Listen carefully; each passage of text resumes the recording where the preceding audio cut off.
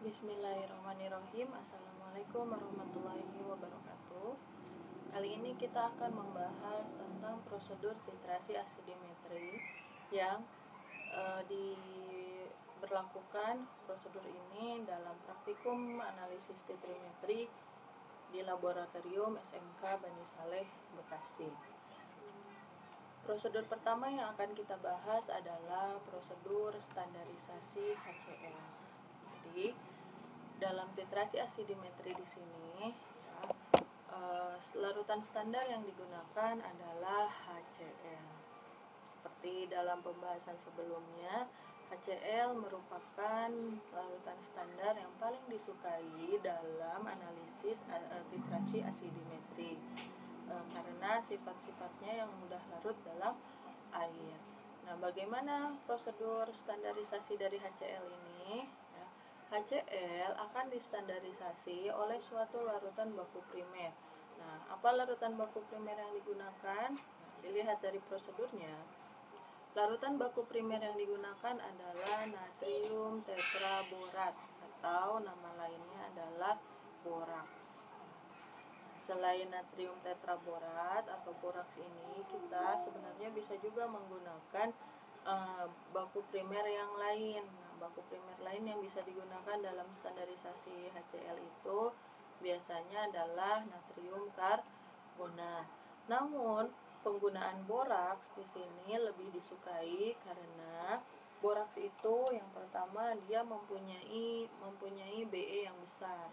Nah, Be-nya besar. Nah, kalau Be-nya besar atau berat ekuivalennya besar, artinya Mr-nya besar. Kalau Mr-nya besar, maka massa yang ditimbangnya juga cukup besar. Kalau massa yang ditimbangnya itu cukup besar, maka penimbangan bisa dilakukan dengan mudah dan persen kesalahannya juga atau kesalahan dalam penimbangannya juga akan relatif lebih kecil.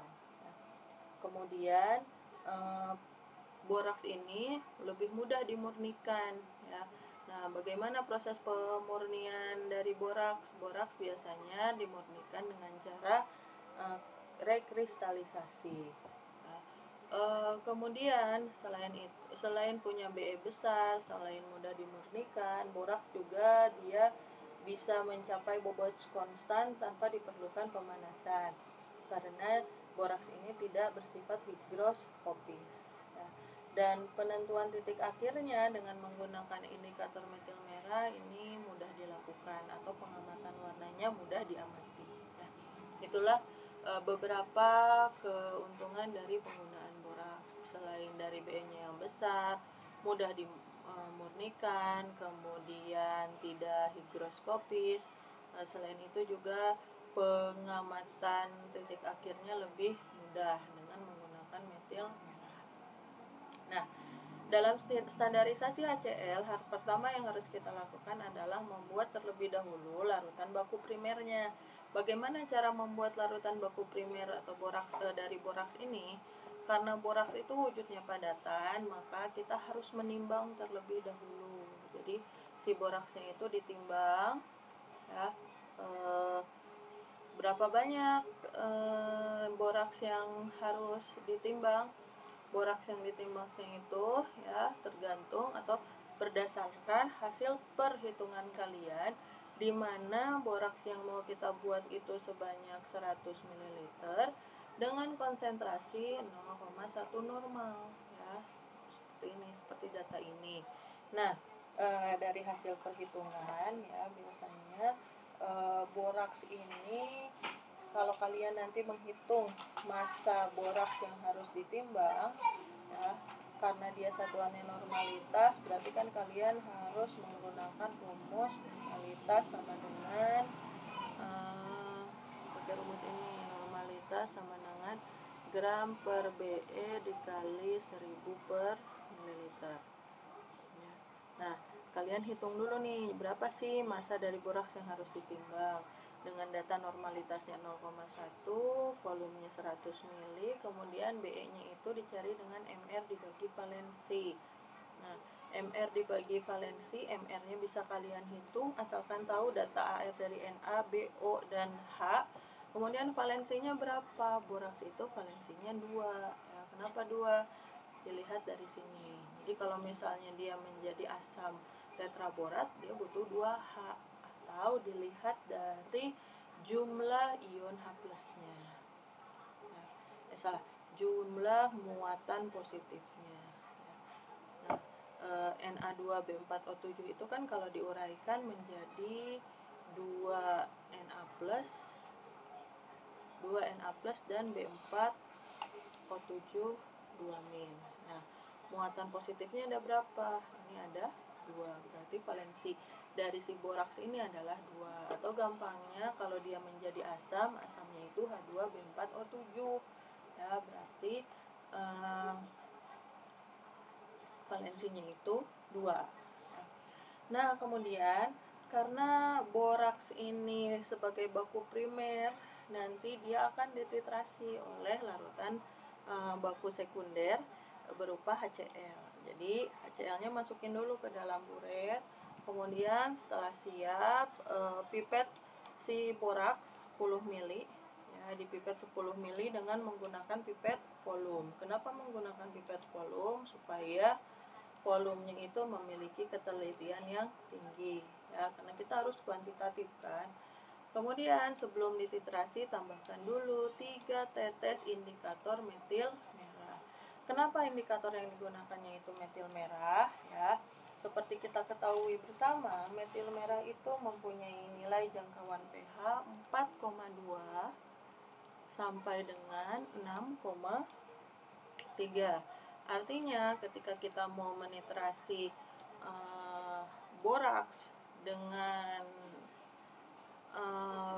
larutan HCl, ya, maka awalnya suasana sifat dari titratnya yang ada di dalam Erlenmeyer itu larutannya bersifat basah.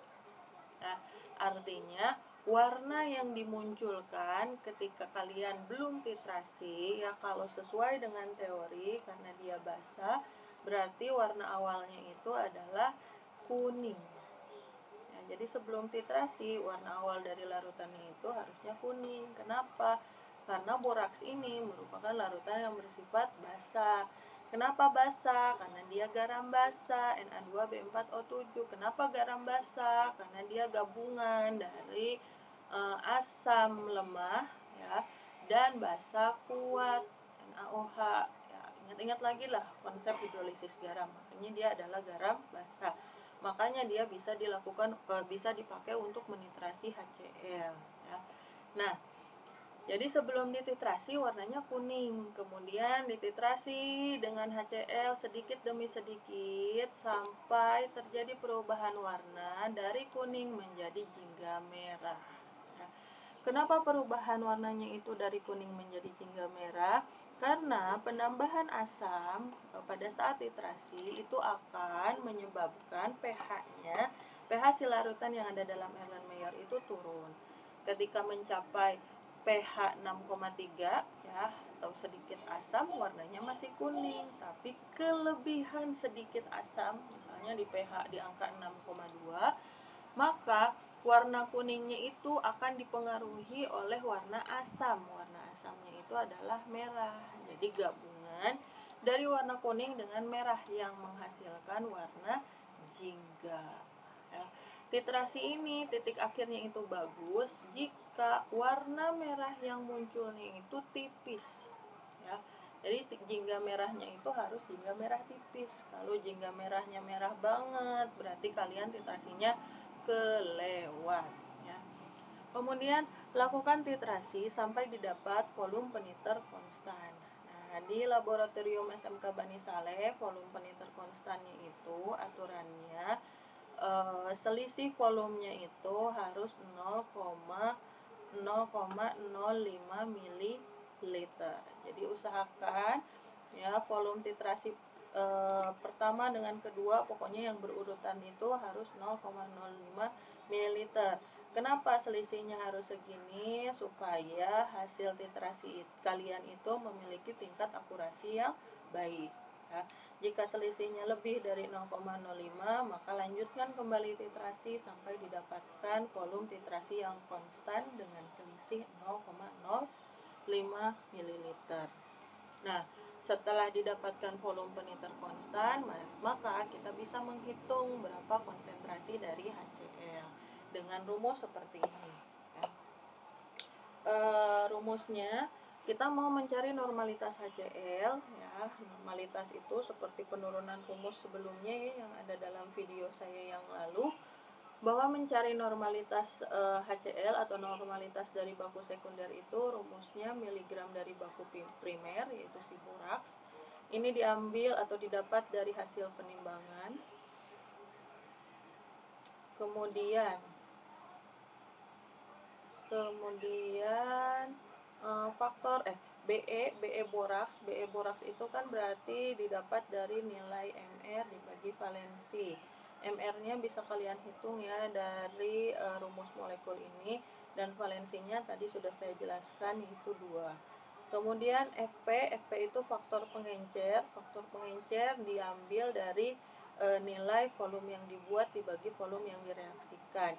Nah, ini volume yang dibuat dan yang direaksikannya itu volumenya siapa? Volumenya boraks. Ya, kita lihat boraks yang kita buat ini volumenya itu berapa mili? Kita bikin boraks 100 mili. Berarti volume yang dibuatnya 100 ml dan volume yang direaksikannya berapa? Nah, boraks yang bereaksi dengan HCl itu berapa banyak? Ini 10 mili.